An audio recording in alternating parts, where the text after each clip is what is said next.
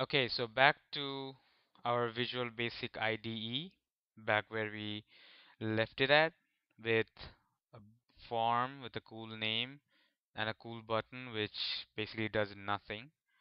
So I want to make it do something, this button, and what I want to do is a very simple task is closing this whole form when I click on this button. So I want to change this click me text to a close me,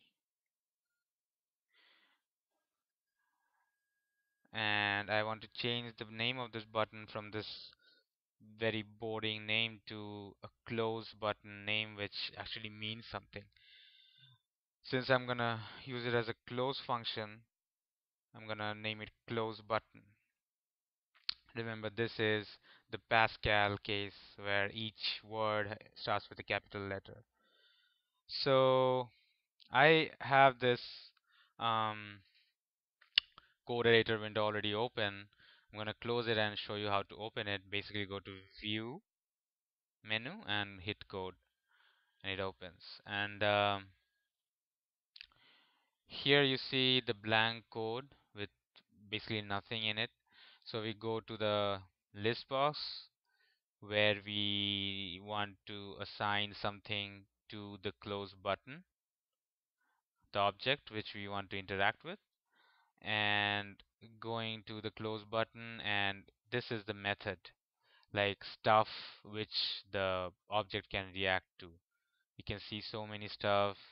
Click is what you want, but besides click, you can do double click, drag, drop, cursor change, a lot of stuff, key press, leave, whatever. So let's go back to click. And once you assign an action to respond to, you see this pretty decent amount of code being automatically generated by Visual Studio. Basically, it's saying that um, private sub means the start of a subroutine or start of an event, and the event name has been automatically generated as close button, the name of the object with click associated with it. I'm not going to discuss this part because it's just a little advanced for now. But these are stuff the code needs to actually work. But these are already generated by Visual Studio and we don't need to worry about it. The handle is the actual command that when to actually start the event. So the object close button and then dot and then when a click happens. So what we need to write is the instruction to when a click happens, just close the form. Remember, we just discussed this code. It's not close the form, it's actually has a syntax which is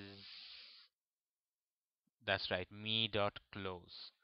Or if it can be test form dot close, but since we only have one form, so we can just go use a shortcut and start typing me here, and you see all these suggestions which you can look at, but I know what I'm doing, so I'm just gonna keep on writing. So me dot, and there's all these other suggestions which are basically these purple ones are actions to response action, like close or center or close button clicks, stuff like that.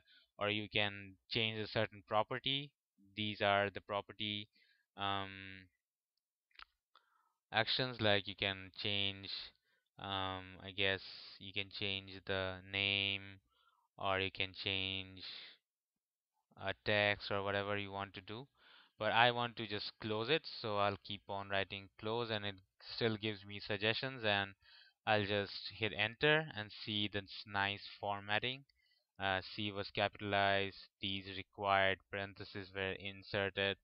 So it does stuff for me. Visual Basic is my friend. Visual Studio is my friend.